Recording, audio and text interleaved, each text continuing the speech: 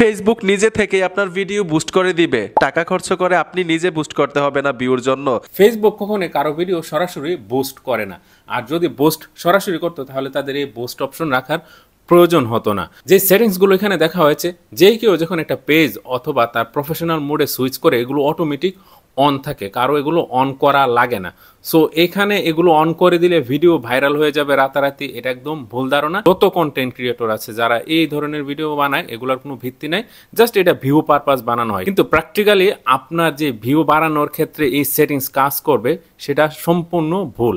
একটা উদাহরণ দিই, আমি গত বছর যে বন্যা হয়েছিল, বন্যার একটা ভিডিও করেছিলাম আমাদের আখাউড়া জাজিরপুলের।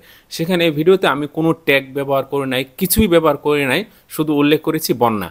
এটা 4 মিলিয়ন ভিউ হয়েছে, আমার কোনো সেটিংস করা লাগে না। আসলে হচ্ছে আপনার ভিডিও যারা দেখবে, আপনার ভিডিওতে কোনো ইন্টারেস্টিং কিছু আছে কিনা সেটার উপর ডিপেন্ড করে একটা ভিডিও বেশি বেশি ভাইরাল হয়। এখানে সেটিংসের কোনো কিছু নাই, এই সেটিংস বাই ডিফল্ট এগুলো সবগুলো অন থাকে। আর যদি আপনি সেটিংসে ঢুকে গিয়ে এগুলো পাকনামি করতে যান তাহলে আর উল্টা বিপদে পড়বেন।